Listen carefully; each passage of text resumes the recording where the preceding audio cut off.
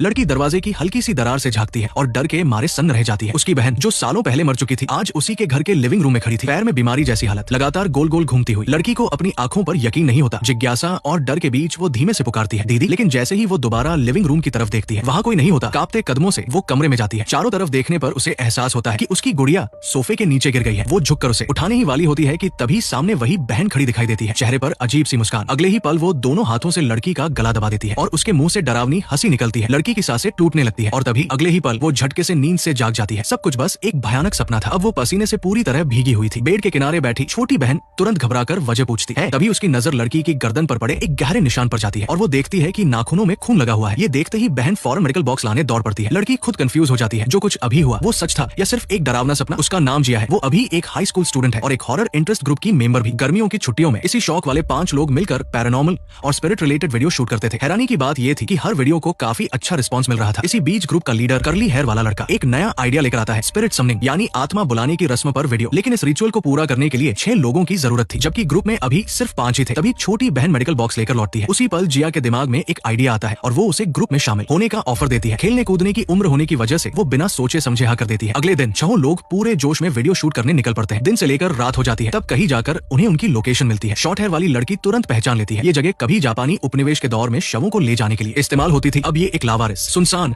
और जर्जर इमारत बन चुकी थी। बिना ज्यादा सोचे 6 लोग एक एक करके उस खंडहर में दाखिल हो जाते हैं। इमारत के अंदर का माहौल बेहद डरावना और रहस्यमय था। पैरानॉर्मल वीडियो शूट करने के लिए बिल्कुल परफेक्ट। तभी बेसबॉल जैकेट पहने लड़के की नजर दीवार पर बने एक पेंटाग्राम पर पड़ती है। वो तुरंत बाकी सभी को बुलाता है। लीडर बताता है कि यही 5 नुकीला चिन्ह आत्मा बुलाने की रस्म के लिए एकदम सही रिचुअल सर्कल बन सकता है। ऐसा लगने लगता है जैसे ये जगह खास तौर पर उन्हीं के लिए बनी हो। उसे पूरा यकीन होता है कि ये वीडियो कुछ बड़ा करने वाला है। इसके बाद सभी आसपास का एरिया चेक करने लगते हैं। जैसे ही एक कमरे का दरवाजा खोला जाता है, तेज सड़ांध की बदबू सीधा मुंह पर पड़ती है। बदबू इतनी ज्यादा होती है कि कुछ पल के लिए सब शूट छोड़ने का सोचते हैं, लेकिन इससे बेहतर लोकेशन मिलना मुश्किल था। इसलिए 6 हिम्मत जुटाकर अंदर चले जाते हैं। अंदर का नजारा और भी डरावना था। कई मोटे पत्थर के खंभे जिन पर भारी लोहे की जंजीरें बंधी हुई थी, सन्नाटा और अजीब सी हवा सबके रोंगटे खड़े कर देती है। हैरानी की बात यह थी कि सालों से उजाड़ पड़ी इस जगह पर अब भी बिजली थी। जैसे ही लाइट जलती है सबकी नजर खंभों के बीच बने एक पानी के कुंड पर जाती है, लेकिन उसमें भरा पानी काला था। लीडर बताता है कि यही पानी रस्म के लिए इस्तेमाल किया जा सकता है। उसके मुताबिक काला पानी आत्माओं को भागने से रोकता है। कहा जाता है कि पुराने दौर में यहाँ के सारे जलभूत नालियों के जरिए इसी जगह इकट्ठा होते थे और इस कुंड में अनगिनत भटकी हुई आत्माएं कैद है। ये सब सुनते ही लड़कियों के पूरे शरीर में सिहरन दौड़ जाती है, लेकिन उन्हें ठीक यही चाहिए था, डर, सन्नाटा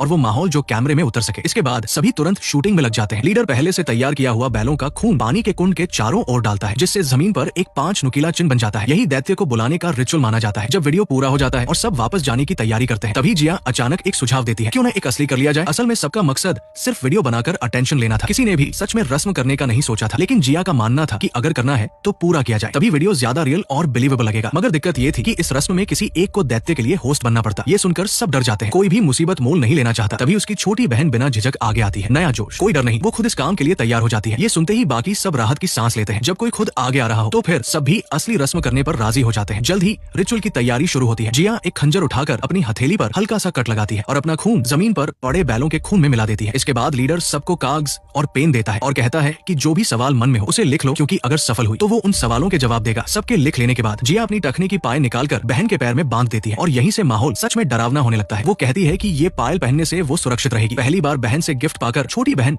अंदर से बहुत खुश हो जाती है। थोड़ी देर बाद 5 लोग अपने अपने कटोरों में कुंड का काला पानी भरते हैं और 5 नुकीले चिन्ह के अलग अलग कोनों पर खड़े हो जाते हैं। फिर सब अपने सामने रखी मोमबत्तियां जलाते हैं और जिन पर्चियों पर सवाल लिखे थे उन्हें लिखी हुई साइड नीचे की तरफ करके पानी में डाल देते हैं। जिस पर आत्मा को आना होता है उसे सिर पर कवर पहनाकर चिन्ह के बिल्कुल बीच में खड़ा किया जाता है। लीडर के इशारे पर बहन नंगे पांव कुंड के पानी में उतर जाती है। इसके बाद सब एक साथ मंत्र पढ़ना शुरू करते हैं। दरवाजा खोलो, दरवाजा खोलो, दरवाजा खोलो। मंत्र खत्म होते ही लीडर जल्दी से कैमरा ऑन कर लेता है, लेकिन काफी वक्त बीत जाने के बाद भी बीच में खड़ी लड़की में कोई हरकत नहीं होती। उसे लगता है कि रस्म शायद फेल हो गई है और वो सोचता है कि अब उससे नकली पोजेशन वाला सीन करवा लिया जाए। लेकिन तभी अचानक उसका सांस लेना तेज हो जाता है। अगले ही पल आसपास जोरदार आवाज गूंजती है। उसके शरीर की हरकतें अजीब और डरावनी हो जाती है। ये देखते ही बाकी सब सतर्क हो जाते हैं। अब उन्हें एहसास होने लगता है कि ये शायद सिर्फ एक्टिंग नहीं है। लीडर फिर से कैमरा ऑन करता है और शूटिंग जारी रखता है। बेसबॉल जैकेट वाला लड़का समझ जाता है कि बहन पर कुछ काबिज हो चुका है और वो उसे रोकने के लिए आगे बढ़ता है, लेकिन लीडर अच्छे फुटेज के चक्कर में जोर से उसे डांटता है, किसी को भी पास आने से मना कर देता है। तभी बहन के चेहरे पर एक डरावनी हंसी फैल जाती है, ऐसी कि सबके रोंगटे खड़े हो जाए। वो एक एक करके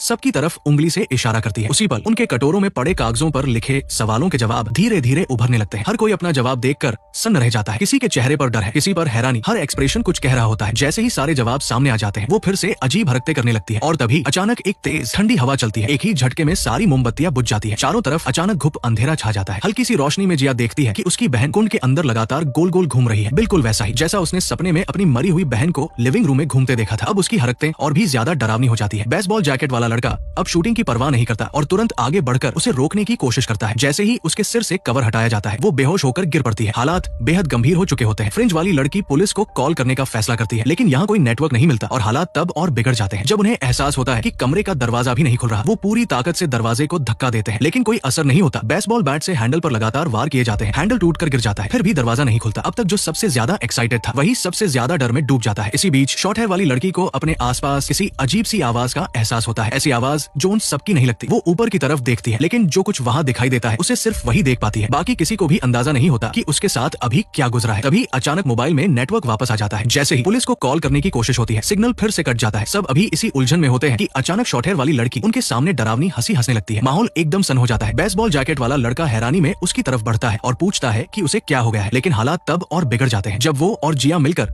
उसे पीछे हटाने की कोशिश करते हैं। शॉर्ट हेयर वाली लड़की के सिर से खून बह रहा होता है। तभी वो टूटी हुई आधी रह गई बेसबॉल बैट उठा लेती है और सिर टेढ़ा करके कुछ बुदबुदाने लगती है। जिया को अचानक एहसास होता है कि उसका निशाना उसकी बहन है। वो तुरंत आगे बढ़कर बीच में खड़ी हो जाती है, उसे पास आने से रोकने की कोशिश करती है, लेकिन अगले ही पल हालात पलट जाते हैं। लीडर उसी टूटी हुई बैट से शॉर्ट हेयर वाली लड़की के शरीर को भेद देता है। ये देखकर बाकी तीनों सन्न रह जाते हैं। किसी ने सोचा भी नहीं था कि मामला यहाँ तक पहुंच जाएगा, कि किसी की जान चली जाएगी, लेकिन कोई नहीं देख पाता कि लीडर जो लगातार सिर झुकाए खड़ा है उसकी आंखें पूरी तरह काली हो चुकी है। साफ है जो चीज पहले किसी और में थी अब उसके अंदर आ चुकी है। बेसबॉल जैकेट वाला लड़का झट से उसे पकड़ लेता है। उसी पल वो जैसे होश में लौट आता है। उसे खुद नहीं पता कि उसने अभी क्या कर डाला। सामने पड़ी लाश देखते ही वो डर के मारे जमीन पर बैठ जाता है। इसी बीच जिया को जमीन के पास कोई साया सा दिखाई देता है, लेकिन जैसे ही बेसबॉल वाला लड़का उधर बढ़ता है वो परछाई गायब हो जाती है। तभी वो शॉर्ट हेयर वाली लड़की के हाथ से उसकी पर्ची उठाता है। उस पर लिखा सवाल पढ़कर वो चौंक जाता है। सवाल सीधे लीडर से जुड़ा हुआ था। यहीं से उसे शक होने लगता है कि शायद ये सब जानबूझकर किया गया हो। दरअसल कुछ समय पहले लीडर को पता चल गया था कि शॉर्ट हेयर वाली लड़की समलैंगिक है और उसने इसी बात को लेकर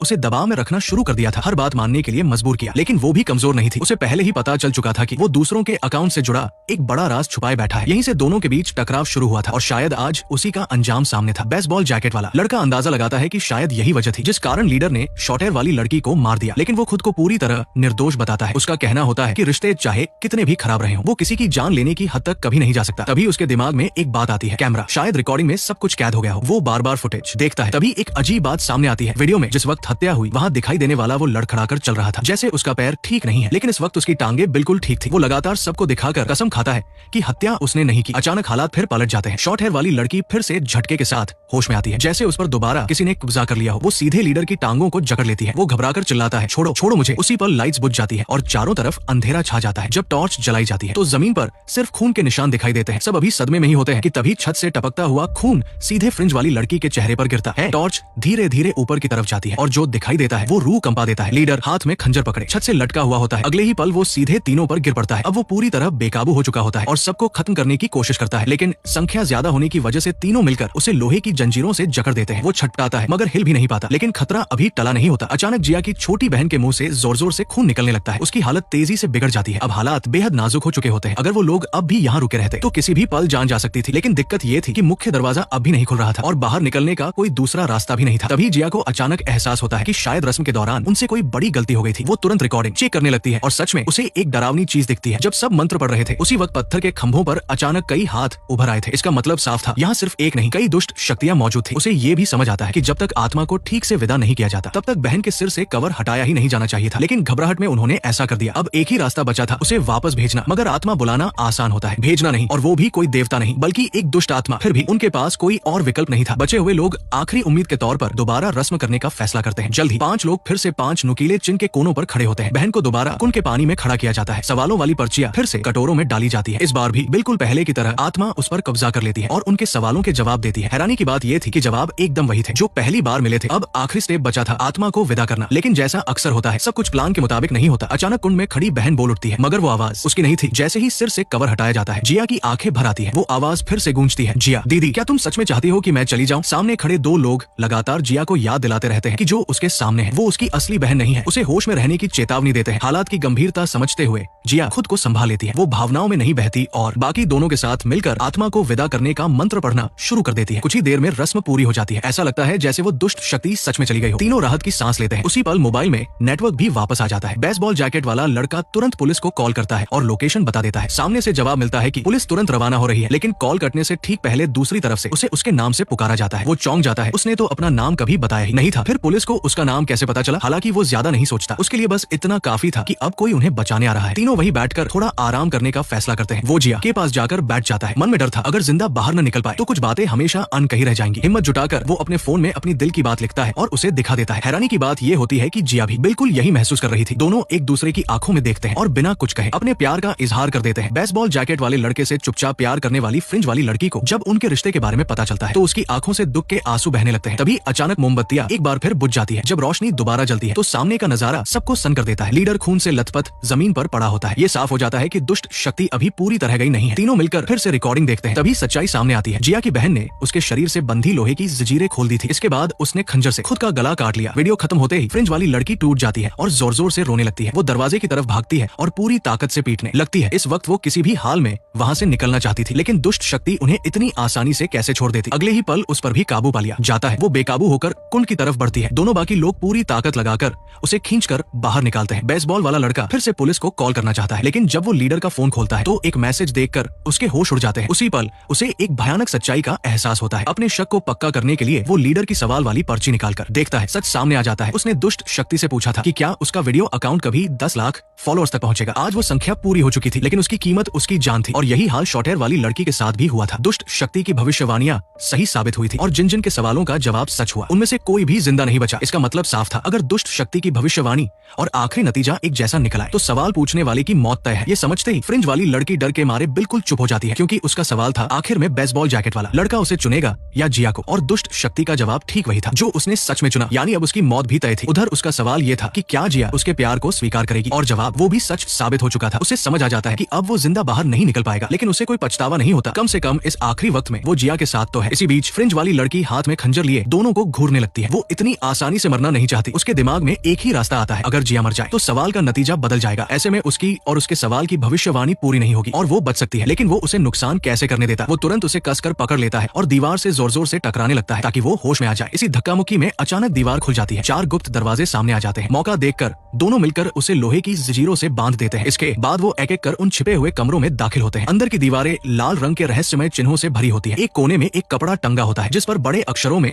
मौत लिखा होता है। बाकी 3 कमरों को देखने पर पता चलता है कि सब बिल्कुल एक जैसे हैं, लेकिन उनमें से एक कमरे के फर्श पर उन्हें एक तावीज मिलता है जिस पर अजीब से अक्षर लिखे होते हैं। उस तावीज के पीछे 666 लिखा होता है। बेसबॉल जैकेट वाला लड़का फोन का ट्रांसलेटर खोलकर उन अक्षरों को स्कैन करता है, तब जाकर असली मतलब सामने आता है। अगर 5 जाने पूरी हो जाए तो आत्मा दोबारा इंसानी दुनिया में लौट सकती है। वो अभी इसी बात पर सोच ही रहा होता है कि अचानक जिया की चीख सुनाई देती है। वो घबराकर बाहर दौड़ता है, लेकिन जो देखता है उसे यकीन नहीं होता। जिसके साथ हादसा हुआ होता है वो जिया नहीं बल्कि फ्रिंज वाली लड़की होती है। वो खून से लथपथ पत्थर के एक खंभे से लटकी हुई होती है। वो सदमे में खड़ा ही रहता है कि तभी पीछे से जिया सामने आती है और अगले ही पल खंजर उसकी पीठ में पूरी ताकत से घूम देती है। वो अपनी आंखों पर भरोसा नहीं कर पाता। उसे समझ ही नहीं आता कि जिया ऐसा कैसे कर सकती है, और तभी सच्चाई सामने आती है। ये सब शुरू से ही उसी की साजिश थी। इस जगह पर वीडियो शूट करने का आइडिया भी उसी का था। बस उसने जानबूझकर लीडर के शो ऑफ करने वाले स्वभाव का इस्तेमाल किया ताकि वही प्लान आगे रखे और सबको इकट्ठा करे। असल मकसद सिर्फ एक था, अपनी सबसे प्यारी बहन को वापस जिंदा करना। बचपन में दोनों बहनों के बीच गहरा प्यार था। एक दिन दोनों खेल रही थी, लेकिन जिया उस वक्त बहुत छोटी थी। वो ये भूल गई कि उसकी बहन के बाएं पैर में दिक्कत थी। खेलते खेलते उसका सिर बाथटब से टकरा गया और वो पानी में डूब गई। उस दिन के बाद से जिया खुद को ही दोष देती आई। उसे लगता रहा कि बहन की मौत की वजह वही थी। इस हादसे ने घर को भी तोड़ दिया। माता पिता के बीच भयानक झगड़े शुरू हो गए। दोनों एक दूसरे को दोष देने लगे कि अगर कोई उस दिन घर पर होता तो शायद ये सब नहीं होता। इसी वजह से वो हादसा हुआ और आखिरकार माता पिता ने तलाक ले लिया। जिया अपने पिता के साथ रहने लगी। बाद में पिता ने दूसरी शादी की और वहीं से उसकी छोटी बहन इस जिंदगी में आई। लेकिन जिया के दिल में एक खालीपन कभी नहीं भर पाया। बहन की मौत, ये दर्द उसके लिए कभी खत्म नहीं हुआ। वो बहन की पायल हमेशा अपने पास रखती थी। वही उसकी सबसे कीमती चीज थी। एक दिन इत्तेफाक से उसे इंटरनेट पर स्पिरिट समनिंग से जुड़ी जानकारी मिलती है। उसमें लिखा था अगर मृत व्यक्ति की कोई निजी चीज हो और 5 लाशें पूरी कर दी जाए तो उसे दोबारा जिंदा किया जा सकता है। रस्म की पूरी प्रक्रिया समझने के बाद जिया ने अपनी बहन को वापस लाने का प्लान बना लिया। इसी प्लान के तहत उसने वीडियो शूट का बहाना बनाया। लीडर की शो ऑफ करने वाली आदत का फायदा उठाकर सब कुछ ऐसे सेट किया कि वही आगे बढ़कर सबको इकट्ठा करे और कोई उस पर शक न करे। सच्चाई समझ में आते ही बेसबॉल जैकेट वाला लड़का आखिरी कोशिश करता है। वो बहन के पैर से पायल उतारना चाहता है ताकि रस्म टूट जाए, लेकिन गहरी चोटों की वजह से वो अब उसके सामने टिक नहीं पाता। आखिरकार जिया उसे लोहे की जंजीर से गला घोंटकर मार देती है। इसके बाद वो सबकी लाशों को 5 नुकीले चिन्ह के कोनों पर सजा देती है और छोटी बहन को पहले की तरह कुंड में ही रखती है। तभी उसकी नजर उस पर्ची पर पड़ती है जो बहन ने सवाल के रूप में लिखी थी। उसे पढ़कर वो एक पल के लिए ठिठक जाती है। बहन ने दुष्ट शक्ति से पूछा था क्या जिया हमेशा खुश रहेगी। उसे अंदाजा नहीं था कि छोटी बहन उससे इतना सच्चा प्यार करती है, लेकिन जिया की जिद बहुत गहरी हो चुकी थी। उसकी सोच अब सिर्फ एक ही जगह स्टार्ट की थी किसी भी कीमत पर बहन को वापस लाना। तभी वो धीमे से बुदबुदाती है, क्या तुम सच में मुझसे प्यार करते हो? तो फिर मेरी खुशी के लिए तुम चुपचाप यही रुकी रहो। ये कहते हुए जिया बहन के सिर पर फिर से कवर चढ़ा देती है और सवाल वाली पर्ची कटोरे में डाल देती है। इस बार उसका सवाल होता है, क्या दीदी दोबारा जिंदा हो सकती है? इस बार भी जवाब वही आता है, हाँ। जिया तुरंत मंत्र पढ़ना शुरू कर देती है। कुछ ही देर में पूरे कमरे में एक गहरी लाल रोशनी फैल जाती है। अगले ही पल बहन उसके सामने खड़ी होती है। जिया यकीन नहीं कर पाती कि रस्म सच में सफल हुई है या नहीं। वो डरते डरते आगे बढ़ती है, कवर उतारती है और सामने वही चेहरा होता है जिसे वो बरसों से अपने दिल में संजोए हुए थी। लेकिन बहन की यादें अभी भी उसी बाथरूम तक सीमित थी जहाँ हादसा हुआ था। जिया कुछ समझा नहीं पाती। वो सोचती है पहले उसे घर ले चलना ही बेहतर होगा। जैसे ही वो कुंड से बाहर आती है, बहन अचानक रुक जाती है। उसकी आंखें काली पड़ जाती है और होठों से कुछ बुदबुदाने लगता है। जिया नीचे देखती है और डर के मारे कांप उठती है। मरे हुए सभी साथी बहन के पीछे खड़े होते हैं, उसकी टांगों को पकड़े हुए, उसे जाने से रोकते हुए। जिया समझती है कि शायद पायल उसे बांधे हुए है। वो घबराकर पायल उतार देती है, लेकिन उसी पल सब कुछ बदल जाता है। बहन के चेहरे पर एक खौफनाक मुस्कान फैल जाती है, धन्यवाद मुझे नर्क से बाहर निकालने के लिए। और तभी जिया को एहसास होता है जिस पुनर्जीवन के लिए उसने इतना कुछ किया वो कभी सफल ही नहीं हुआ था। अब जो जिंदा हुआ था वो असल में कोई इंसान नहीं बल्कि नर्क से निकली एक दुष्ट आत्मा थी। उसने मौके का फायदा उठाकर छोटी बहन के शरीर पर कब्जा कर लिया और बहन का रूप धर लिया। सच्चाई समझने से पहले ही वो आत्मा जिया की गर्दन को कसकर जकड़ लेती है। जिया कुछ कर पाती उससे पहले ही उसे एक दूसरे आयाम में कैद कर दिया जाता है, ऐसी जगह जहाँ से निकलने का कोई रास्ता नहीं होता। आखिरकार इंटरनेट पर फैली झूठी और खतरनाक विद्या पर भरोसा करने की कीमत उसे बेहद भारी पड़ती है। उसने न सिर्फ अपने साथियों की जान ली बल्कि अंत में खुद भी उसी अंजाम तक पहुंच गई जो वो बहन को वापस लाने के लिए कर रही थी। वो असल में नर्क के लिए एक दरवाजा खोलना था और उस दरवाजे से निकलकर आया अंधेरा सब कुछ निकल गया।